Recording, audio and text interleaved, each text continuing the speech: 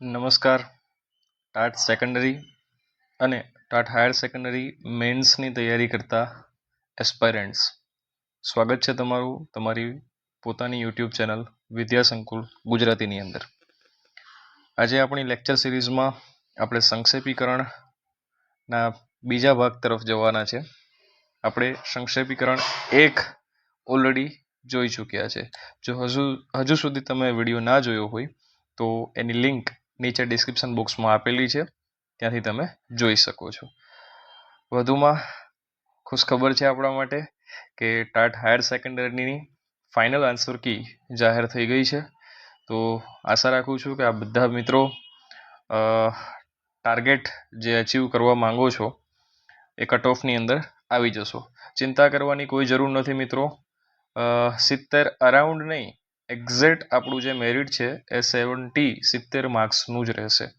બરાબર, ચાલો તો હવે સમય ન બગાડતા આપણે સંક્ષેપીકરણ તરફ આગળ જતા રહીએ.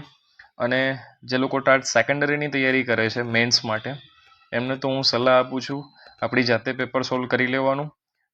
અરાઉન્ડ 70 જ આપણું કટ ઓફ રહેશે, એમાં કોઈ ચેન્જીસ નહીં હોય અને એકોર્ડિંગલી મહેનત ચાલુ રાખવાની.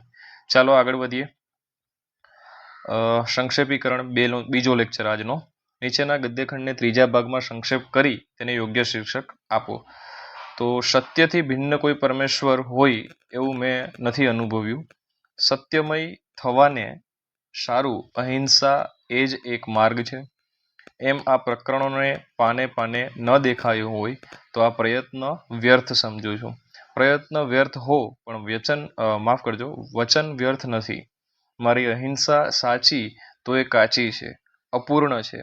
તેથી મારી સત્યની ઝાંખી હજારો સૂરજને એકઠા કરીએ તો પણ જે સત્યરૂપી સૂરજના તેજનું પૂરું માપ પણ મળી ન શકે. એવા સૂરજના એક કિરણ માત્રના દર્શન રૂપ જ છે. એનું સંપૂર્ણ દર્શન સંપૂર્ણ અહિંસા વિના અશક્ય છે. એટલું તો હું મારા આજ લગીના પ્રયોગોને અંતે અવશ્ય કહી શકું છું. આવા વ્યાપક સત્યનારાયણના પ્રત્યેક દર્શનને સારું જીવ માત્રની પ્રત્યે આત્મવત પ્રેમની પરમ આવશ્યકતા છે. અને તે કરવાને ઈચ્છનાર મનુષ્ય જીવનના એક પણ ક્ષેત્રની બહાર જતો નથી કે બહાર રહી શકતો નથી. હવે એનો ઉત્તર છે સત્યનારાયણના દર્શન. આનું શીર્ષક છે આ. અહિંસા એ સત્યને અર્થાત પરમેશ્વરને પામવાનો એકમાત્ર માર્ગ છે. એ બાબતે અસ્પષ્ટ રહી હોય તો મારો અહિંસા જ એટલી કાચી છે જેના હું માત્ર ઝાંખી કરી શક્યો છું. તે સત્યરૂપી સૂર્યમાં સાચું દર્શન કરવા માટે સાચી અહિંસા જોઈએ. સત્યનારાયણમાં દર્શન કરવા ઈચ્છતો મનુષ્ય જીવ માત્ર પ્રત્યે આત્મવત પ્રેમ રાખે. નેક્સ્ટ આપણે બીજું જોઈએ. ભારતની ખરી દુર્બળતા તેની ગરીબાઈમાં નથી. ગરીબાઈને તો આપણે જીરવી શકીશું, પણ ભારતની સૌથી કમજોર કડી ધર્મજનૂન છે. ઘાત પ્રતિઘાતના રૂપમાં તેનો પડઘો વધતો જઈ રહ્યો છે. કારણ કે ધર્મજનૂનનો મોટો ઢગલો અંતે તો પૂરા વળતર સાથે મતપેટીઓ છલકાવી દેવાની પ્રચંડ શક્તિ ધરાવતો થયો છે. આપણે એવી પરિસ્થિતિનું નિર્માણ કરી ચૂક્યા છીએ કે પૂરી ધર્મનિરપેક્ષતા, પૂરી કોમ નિરપેક્ષતા કે પૂરી નોકરી નિરપેક્ષતાથી ઉચ્ચ અને મહાન આદર્શો સાથે ચૂંટણી લડી શકીએ તેમ નથી. જે યુદ્ધમાં બધું જ કર્તવ્ય બની જતું હોય છે, તેમ ચૂંટણીમાં બધું જ આચરી શકાતું હોય છે. ચૂંટણીનો દોર મોટા ભાગે એવા લોકોના હાથમાં ચાલ્યો જતો હોય છે જે ચોખ્ખા હાથના ન કહેવાય.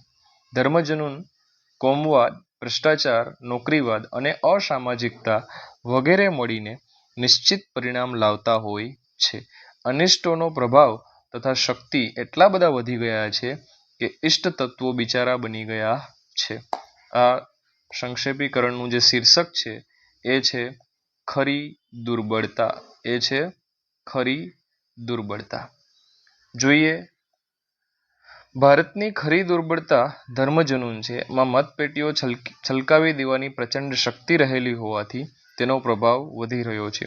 યુદ્ધની જેમ ચૂંટણી લડાતી હોવાથી ધર્મ, કોમ કે નોકરીથી પર રહી આદર્શો સાથે ચૂંટણી લડી શકાતી નથી. ચૂંટણીનો દોર અલિષ્ટ તત્વોના હાથમાં હોવાથી તેના પરિણામમાં દુષ્ટ તત્વો આધાર બની ગયા છે. ચાલો નેક્સ્ટ નંબર 3 પણ જઈએ.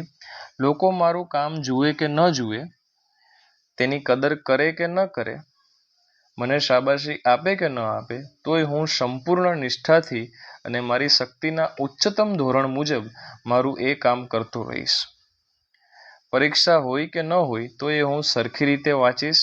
કસોટીના ગુણ છેલ્લા પરિણામ માટે ગણાય કે ન ગણાય તોય હું સરખી કાળજીથી લખીશ. ક્રિકેટ મેચ ટ્રોફી માટેની હોય કે ખાલી મૈત્રી રમત હોય તોય હું સરખા ઉત્સાહથી રમીશ.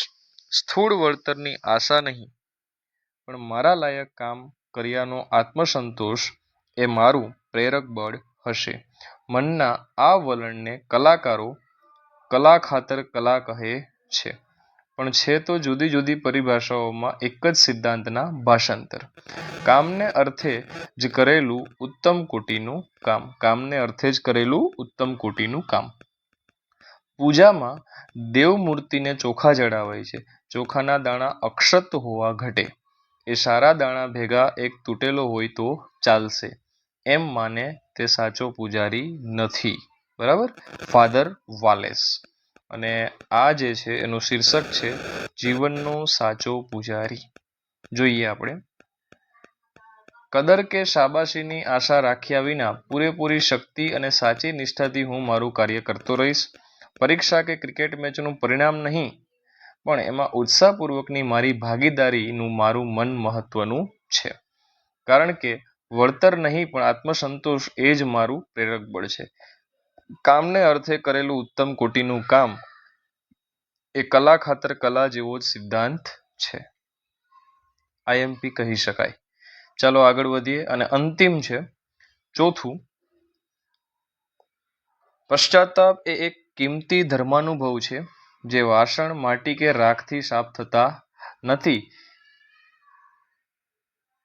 તે જેમ તેજાબથી સાફ થાય છે ને કાટ બેઠો ઓગળી કે બળી જઈ વાસણ ચળકવા માંડે છે, તેવી જ રીતે ધર્મજીવન પર બાજેલી કેટલીય શિથિલતા પશ્ચાતાપથી દૂર થઈ જાય છે અને માણસ એકાએક પલટો ખાય છે. ખરેખર પશ્ચાતાપની અસર તેજાબથી ઓછી નથી હોતી. સૃષ્ટિ માટે ને એમાંય માનવ જીવન માટે ઈશ્વરની યોજના છે મંગળને પવિત્ર. એમાં ભંગાણ પાડી શકે માનવીની મૂર્ખાઈથી, પણ એ ભંગાણ પાછું સંધાય છે માનવીના પશ્ચાતાપથી ને ઈશ્વરની અનહદ કૃપાથી. આખરે એની એ દિવ્ય યોજના આગળ ચાલવાની જ. કાકા કાલેલકર. અને આનું જે શીર્ષક છે એ છે પશ્ચાતાપની તેજાબી અસર. અને ઉત્તર છે સંક્ષેપીકરણમાં. પશ્ચાતાપથી ધર્મજીવન પર બાજેલી શિથિલતા દૂર થાય છે. સૃષ્ટિ માટે અને માનવ જીવન માટે ઈશ્વરની મંગળ અને પવિત્ર યોજના છે. એમાં ભંગાણ માનવીની મૂર્ખાઈને લીધે પડે છે. ઈશ્વરની યોજનામાં પડેલું ભંગાણ માનવીના પશ્ચાતાપથી અને ઈશ્વરની અનહદ કૃપાથી ફરી સંધાય છે. તો મિત્રો, આપણે આપણા સંક્ષેપીકરણના આ સેકન્ડ લેક્ચરને અહીંયા પૂર્ણ કરીએ છીએ. સાથે સાથે કોમેન્ટ સેક્શનની અંદર